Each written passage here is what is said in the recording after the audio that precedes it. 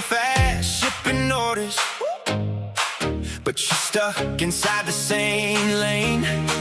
You want bigger numbers, you want profit in your sleep, you want friends who've done it, not just quotes you save from a feed. Let's go! Ask us anything, we dare you. Catalyst 88, online killers, brand builders. We've lived every launch and mistake. Ask us anything, we dare you. Bring the chaos, bring the heat. Founders, hustlers, heavy hitters. Yeah, we answer what you need, what you need. What's the move this quarter? What's the ad that really hits? How to build a loyal tribe, not just bargain hunting clicks. From the first sale ever to the day you cash your check. We're the stories, we're the scars, we're the shortcuts in your head. Talk to us, ask us anything, we dare you. Catalyst 88, online killers, brand builders. We've lived every launch and mistake. Ask us anything, we dare you. Bring the chaos, bring the heat. Founders, hustlers, heavy hitters. Yeah, we answer what you need. Got a dream on draft, say it. Gotta win this chair, play it. Got a fear you hate, face it. Drop it all right here. This is your green light. Hit the link, lock in the call. If you're building something crazy, you don't have to do it all. Ask us anything, we dare you. Catalyst 88, online killers, brand builders. We've lived every launch and mistake. Ask us anything, we dare you. Bring the chaos, bring the heat. Founders, hustlers, heavy hitters. We're the people you should meet. Ask us anything, we dare you. Yeah, we dare you to ask. Ask us anything, we dare you. Come and level up fast. Ask me anything. Ask me anything. Hey, founder the founder. Let the game begin. Click in the room, aim on a banner. Steve in the window, chalk that planner. Bootstrap blood, late night grind. Car full of dreams, numbers on your mind. Got tabs on tab, stats on stats. Sellers in the chat, all chasing that max. Agency operators clocking the pace. Everybody here trying to level their place. Ask me anything.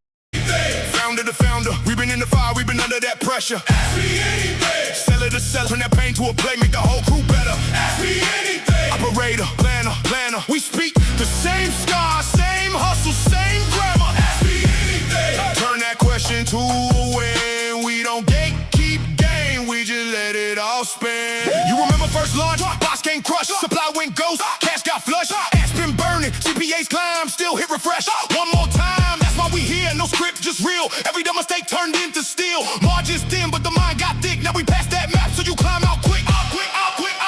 Ask me anything. Founder to founder, we've been in the fire, we've been under that pressure. Ask me anything. Seller to seller, turn that pain to a play, make the whole crew better. Ask me anything. Operator, planner, we speak the same scar, same hustle, same grammar. Ask me anything. Turn that question to a win. We don't gatekeep game, we just let it all spin. Let it spin, let it spin, let it. Hands up in the chat, drop your pain, your plan. Every L you took made you who you were. From one laptop to a whole squad strong. We the ones who stayed, now we pass it on.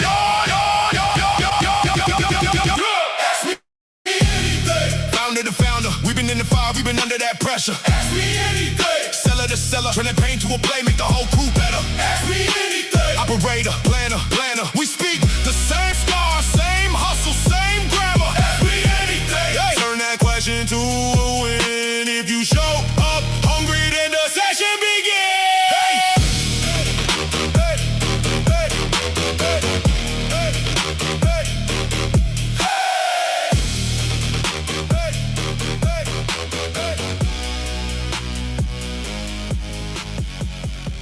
Well, what do you know, everybody? It's me. It's your old buddy, Steve Simonson. And we're going to do something a little different today. It won't be a straight up ask me anything, but it will be a short, relatively speaking, a presentation about the business survival guide or 3 decades of entrepreneurial lessons, however you want to think of it. Basically, your old buddy, Steve, hanging out and sharing what I think are some words of wisdom. So let me get that out of the way. Hello, everybody, and it's good to see you. I know that I see a fair number of recording watchers that happen after the fact. So even if you're not here live, that's okay. As a matter of fact, I know that Europe's now mostly asleep, and Asia's not quite awake. So we're really into the Americas here, and that makes the time zone math, as always, complicated. So let us think about this premise here real quick. 3 decades of lessons. So your old buddy Steve, he's old, right? That's the kind of the beginning. But there are, in fact, lessons that I've learned along the way that I think have a high applicability to today's business. I do have from time to time young entrepreneurs, and they say, "Well, maybe that's kind of the old way of doing stuff. We got the new way of doing stuff, the tic tac way." And I say, "Great. Here's some business fundamentals, economic fundamentals, the laws of physics. Do any of that still apply? Like laws of physics, are they still relevant?" Turns out they are. So I have high confidence that some of these lessons will be useful to you, and I hope indeed that. And you can tell me if they're useful or not, by the way, in the comments. So we're going to giddy up and go here. And I just want to make sure I've got my control panel where I can see it without compromising the presentation bit. We'll blow this thing up. And yeah, let's get going. So first of all, thanks for being here. We're pulling out some of the axiomatic lessons, as I like to think of them, some axioms from the past, and then we've applied just kind of a comic book theme to it, trying to make it a little more interesting. So let me start by clarifying something up front. This is not one of those TED Talks where I pretend I've got life all figured out and that, I'm standing on a red circle and skinny jeans and there's some emotional background music. That's not what's happening here. These are just lessons, written in blood, bunch of bad decisions, customs delays, payroll stress, lawsuits, inventory disasters, software upgrades that, detonated the company for weeks at a time. As I like to think of it as, the normal entrepreneurial starter pack, right? The everybody goes through these things at one time or another. Now, an important side bit to this is, in fact, that if you yourself have not faced challenges, or you haven't had that moment where you've stared up at the ceiling at 3:17 a.m. wondering if your entire company's about to collapse, you're either lying to yourself or you haven't yet scaled enough. But either way, these are lessons that apply, and it's a comment. So giddy up. All right, so let's try to dive in to the next slide and think about, how do we start to separate where we are. Now, I like to think of the world in terms of awesomers and normies, but we're going to use a little bit of the comic book lingo here, or even video games, I suppose. The NPC, that non-playable character that just kind of roams around, Grand Theft Auto, hoping for the best. And they say things, I've got a good feeling about this, et cetera, et cetera. They'll wait for the perfect launch. And the entrepreneur, or in this case, the hero of our comic journey, we want data. We think data makes better decisions than emotional ones. That doesn't discount the gut, just to be clear. And we always believe that something is better than nothing, and obviously iteration. It's not going to work the first time. So if indeed most people live like NPCs, these non-playable characters, they wake up, they scroll Instagram, they complain about algorithms, and they wait for certainty before taking action. Now, entrepreneurs don't have the luxury of certainty. We get incomplete information, some mild panics from time to time, and that Shopify notification at 2 a.m. that somebody from Latvia has tried to log into your account and you're based in California. That's the game. That's just how things work. And even though you're the hero in the business, the founding, origin story, that doesn't always mean that you have to be the smartest person. And overall, you can build a team and resources to help you. What does make you heroic in these circumstances is that you're willing to act before all the conditions are perfect, right? Before you have complete information, that's when you collect whatever data you can. You then overlay your experiences, and then you make an imperfect decision based on the best available information. That's actually what makes the heroics happen. And perfection, is a hiding place. It's never going to be something that you should be looking for, because you're not going to find it. And some of y'all are over planning. You're over planning your way straight, in my opinion, into irrelevance if you don't make decisions and get on with the game of making progress. So, some lunatic, who's your competitor with half your IQ but twice your execution speed is going to eat your lunch if you don't iterate quickly, if you don't keep making even half-baked decisions, three-quarter baked decisions, quarter-baked decisions, and then iterate and learn and go, that wasn't, exactly what I wanted. Let's tweak it. And that, in my opinion, is a key to business. So let's think about this axiom 0. Anybody who has hung out with me knows that I love to repeat axiom 0. I don't know nothing about nothing. And that is a baseline for pretty much everything I do. Like, I don't want to be responsible for knowing everything about everything. It's also quite impossible. And it helps to start things with a little humility, even if your experience and your knowledge is, at the end of the day, the deciding factor. But you start from a removal of bias as best you can. So this whole idea, I don't know nothing about nothing. And yes, I know if you're a grammar person, then you don't like this, but it's intentionally like that. Just so you know, this is not a mistake. And I want you to think, at the moment that you believe you're the smartest in the room, your business starts building a shovel that it will use to bury you, right? The market doesn't care about your confidence. The customers don't care about your feelings. Cash flow definitely doesn't care about, how smart you think you are. And humility, therefore, becomes a competitive advantage. That is kind of the point we're trying to get to. I still try to walk into meetings or situations and assume there's something I'm missing, and I go in with curiosity. And by the way, there very often is something that I'm missing.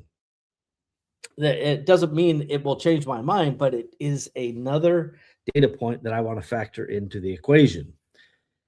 And by the way, if you are, a 24-year-old that running on TikTok and you figured out how to outsell your $1 million marketing strategy with an iPhone, that's cool. But these things need to be durable, and the durability comes with systemic thinking and comes with we're in the situations we're in. So one of the axioms, you get what you get, you don't throw a fit. It's basically like deal with the reality and keep moving forward. That one's courtesy of my daughter when she was 5 in kindergarten. Okay, so another axiom: I'm getting tired of being right all the time. Now, this may seem like it's just pure ego, but it's not. So, what kills more businesses than competition is founder ego. It's when founders start believing their own press releases. They stop listening to others.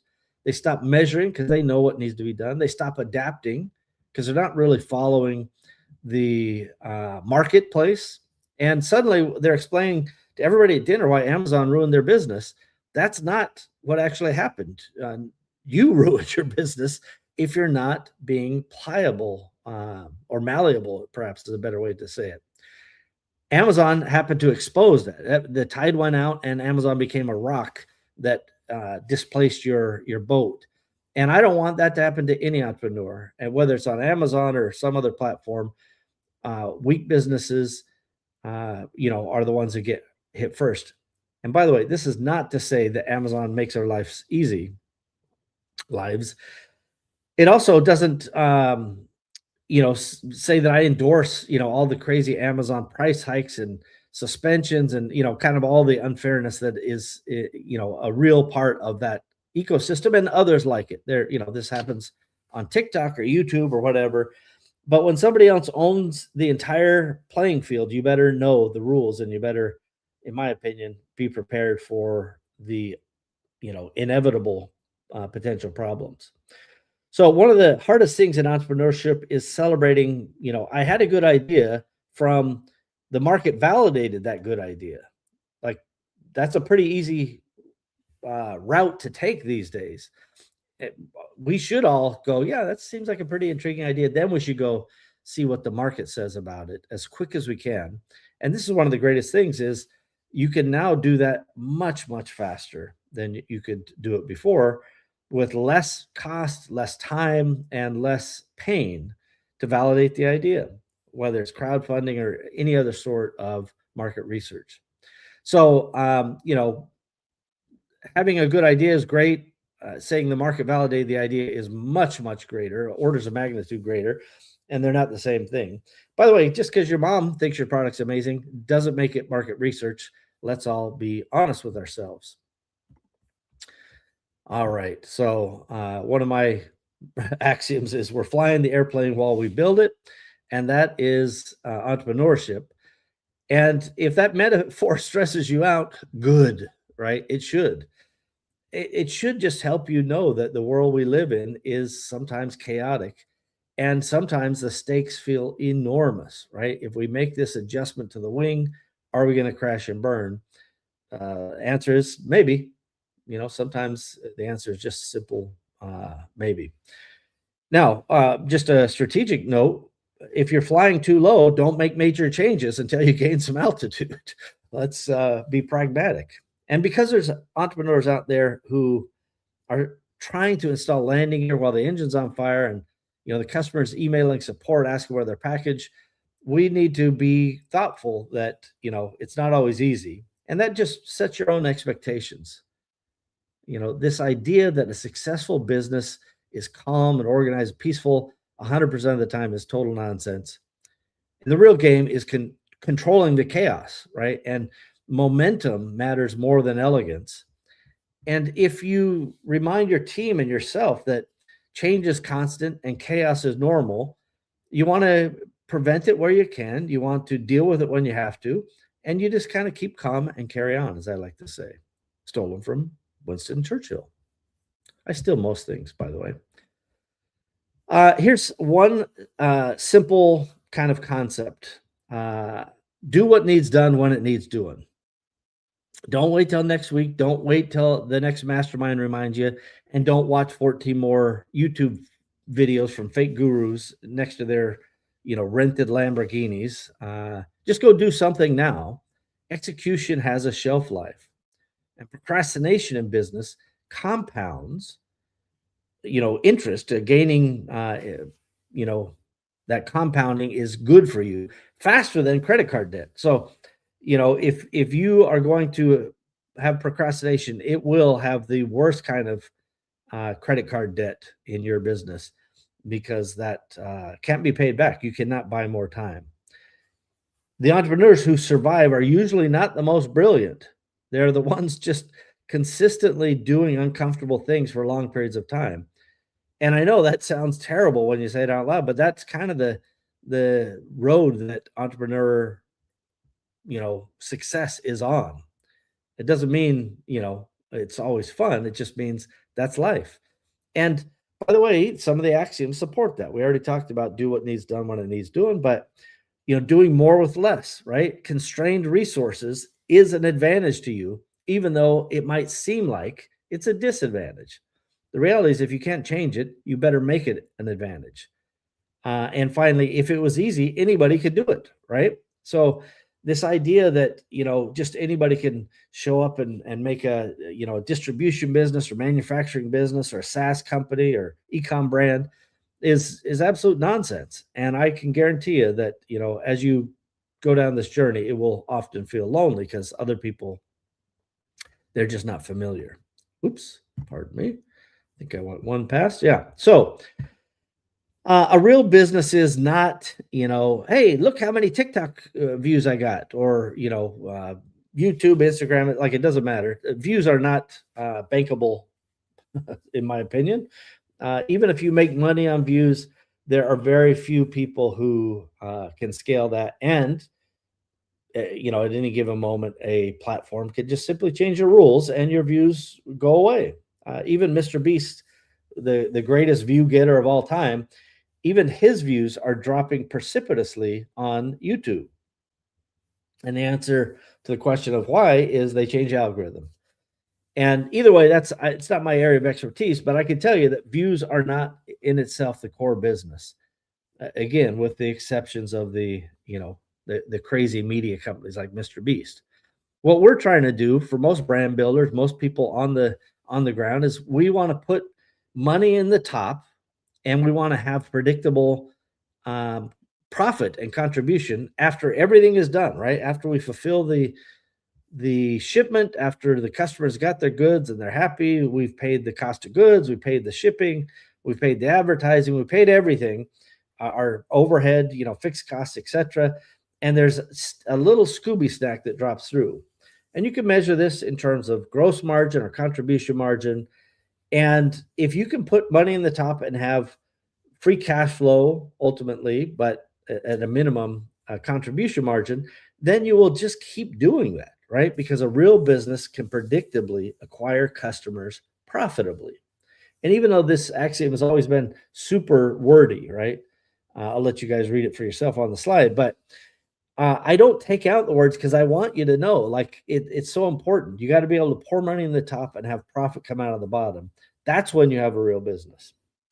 And if you can't do that over and over and over, you don't yet have that real business. You just have a stressful hobby with a logo. And I want you to have a real business. All right. One of my favorites, and certainly something that I believe in. You hear people talking about dashboards, you hear them talking about, command centers and the like. But is the juice worth the squeeze? Should we even bother with this effort? And then finally, if we are going to bother, how about no score, no game? Like, how are we measuring this thing? Humans, in fact, are wired to keep score. That's why, CrossFit people won't stop telling you their numbers. In business, if we don't track metrics, eventually emotion takes over. And the emotion is terrible to have, because that can overpower a CEO, can overpower your team. And so dashboards kind of take away the emotion and go, all right, here's the KPIs and the metrics and the, dashboards. What are we doing? And then why is this outcome happening? It doesn't mean we have to feel good about low sales or profit. It just means we can be more curious and more precise in directing our energy. And, if you live and die by that daily scoreboard, and I certainly have done that, if sales are up and I'm watching it throughout the day, I'm typically in a good mood. And if sales are down, I'll mope around a little bit. So, do as I say, not as I do. By the way, if you're not keeping those dashboards, every, meeting becomes, well, I kind of feel like things are improving. And somebody else goes, yeah, I feel fantastic. And this, feelings are not the same thing as accounting. So let's make sure that we focus on keeping score so that we win the game. That is, business is the ultimate video game, in my opinion. Okay, a little bit of reality check. I was actually taught this axiom: it will never work the first time, in 7th grade in my first computer programming class. So back in the 80s, everybody, get a time machine, go see what life was like back then. And the truth is, if you say to somebody it will never work the first time, and honestly, if it does work the first time, you got incredibly lucky. But more likely, there was some other prerequisite that was met that didn't make it technically the first time. But even if it does work the first time, which it doesn't, you're in for some unforeseen lesson later. Iteration is in fact the game. So I try to stay away from the idea of perfection is attainable, and we just need incremental progress. That is kind of my view of the world. Version 1 has to start, right? That's where you begin, and it needs to do something tangible, and you're happy with version 1 when you have it. Later, it should embarrass you. Once version 2 comes along, you're like, "Oh, I can't believe we, let version 1 sit around that long." And by the time version 3 shows up, you're like, "Ooh, version 2, how do we even, I mean, it's better than 1, but man, oh man, I'm still embarrassed." And, by the time you're in version 6, version 3 looks like an absolute joke. And so the entire point is iteration, and that progress is what keeps you moving. And part of the axiom is it will always cost more and it'll always take longer. That's just kind of a truism. The more you do something, you can narrow that cost impact and the duration impact and so forth. But this is why all of this improvement loop is so important. And then, of course, failing fast is another axiom, to just go, hey, just let's make a decision best we can and keep moving. All right. So, um, every upgrade is a downgrade at first. Now, anybody who's ever updated software on a Friday knows exactly what I'm talking about. You improve one thing and suddenly 6 other things burst into flames. That's not exactly a failure. It's just systems exposure, and growth will reveal weakness. And the truth is, unintended consequences lurk behind almost every great idea. So, as you get better and more experience, mature entrepreneurs and operators become less emotional and more observational, just to go, all right, what caused that issue? How do we prevent it going forward? How do we resolve it, immediately, or do we roll back and try it again? Just know that, if there's a dip coming, and sometimes in hiring, the reality is before you hired the person, life was a little easier, even though you had to do all the work. Now you've hired the person, you got to tell them what to do, train them how to do it, et cetera, et cetera. That is you know, a layer of downgrade that is not ideal. And there's lots of names for it. We could get into the psychological stuff later. But if you just know every upgrade is a downgrade at first, then it prepares you and to be, ready for, all right, what do we do next to improve it? How do we prevent any similar problems? And I'm a big believer in repeating the same problem over and over again is literally the definition of insanity. But facing problems, solving them, and moving on to new problems is progress, believe it or not. I believe it. Okay. All right. We're nearing the end, everybody. So, one of my favorites is, beware of boomerang delegation. So, that's when you assign something and somehow it flies around the company and comes right back to your forehead at full speed. Like you didn't delegate the ownership, you delegated confusion sometimes. Real delegation requires clarity of resources, accountability, and authority. Otherwise, it's just kind of like a game of hot potato. So, I always recommend reading The 1 Minute Manager Meets the Monkey as a baseline for learning how to delegate, but it really helps close the loop, figuring out who has the monkey, how does the monkey going to get fed, et cetera, et cetera. You can use your whatever metaphor you enjoy. All righty. So this is a big one to me. I liked the absolutism of putting my name on it, right? I put my name on it. And this one matters to me deeply. We live in a world full of anonymous excuses. Nobody wants responsibility. That's human nature, by the way. This is not, it's not a failing for humans to act human, but it is an opportunity to raise up the level of our capabilities. As individuals and as team members, we can do it. And so if we, realize everybody wants some sort of plausible deniability, but it's actually more fun when you could say, I'm accountable for that success, I'm accountable for that failure. And now let's, avoid the failures and compound the successes. when you put your name on it, and you're aware your name's on it either way, by the way, it doesn't matter because most people kind of know, who's the responsible party for this outcome. There's an old saying, success has 1,000 fathers and failure's an orphan. Well, this is the opposite of that, right? I want you to put your name on it, and I want people to stand behind it, even when it hurts, especially when it hurts. That's also known as integrity. That is leadership, and that is a brand. And this helps you avoid, another axiom, avoid the opposite of good. So, the opposite of good is bad. You want to avoid the bad. And you've heard all kinds of bright minds, Charlie Munger and the like, say, just, you don't have to be brilliant, just don't be stupid. And that is a big one for me. Just don't be dumb. All right. So, as we get down to it here, embracing the law of parsimony.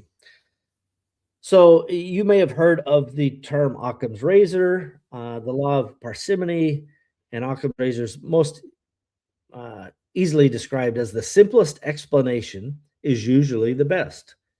The simplest system is the one that survives. So when we say embrace the law of parsimony, we say it's a fancy way, I suppose, of saying stop overcomplicating everything. Entrepreneurs love complexity because complexity feels intelligent. But in fact, complexity kills scale. Simple scales. McDonald's scales. Checklists scale. Clear's SOPs scale. But if your business requires a sacred wizard ceremony and 12 Slack channels to function, you don't really have a system, you have a hostage situation, right? And my advice is to think of first principles, cut out all the unnecessary things, eliminate first before you optimize the complexity. That is, it's a timeless lesson and a timeless axiom in this case. I'll leave you with just one of my old buddies. Zig Ziglar used to say, you can have everything in your life if you just help enough other people get what they want. And that's what I believe in. And at the end of the day, business is service. The Zig Ziglar quote is still one of the truest things that I've ever experienced. It's not a game. It's not hacks. It's not funnels. There's no guru nonsense. Just create value, solve problems, be useful, do it consistently, and the rest kind of tends to follow. So, if there's a survival guide, maybe it's this, stay humble, move fast, measure reality, own your mistakes, simplify aggressively, iterate constantly, and remember, the market is always voting. And unlike your friends and family, the market doesn't care about how you feel. I do want you guys to be successful. I love entrepreneurs.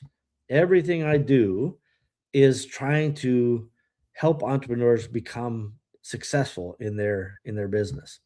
And that includes you guys. And I want to let you guys know that as I think about entrepreneurial endeavors, I'm always advocating for the highest positive outcomes for entrepreneurs. Anyway, I hope you got something out of this. These mini axioms, I didn't name and number each axiom because we're just trying to play with this comic book format. But there was, at least half the axioms peppered in there in a short period of time. So if any of this is useful to you, by the way, you can go to mymentorsteve.com. It's a free AI agent trained on a bunch of my I don't want to call it curriculum, just let's say podcasts, some training manuals, physical, training manuals, some internal writings and charts and things like that about sourcing. And it's it's free and it's a good helper for you. So mymentorsteve.com. And if you're wanting to be a little bit more in touch, then go over to catalyst88.com and check out some of the programs we have there. The AI Blueprint will be starting in August. This is where we do an AI tool kind of expose. Here's what we do. Here's how we a use case we like this for, and here's how we implement that. We demonstrate that. The next week we implement, again, helping anybody who hasn't been able to implement it get it done. And then also there's the CEO cohort where we meet online, and then some of the folks have the pro level where they can just have Steve on demand. So check that out if you get the chance, and say hello or leave a comment wherever you may be. Some of these won't last on the main platforms. We take them off of Facebook and those types of things after a week or two. But you can always go to the catalyst88.com and then look for the community. And once you are part of that community, 99% of it's free.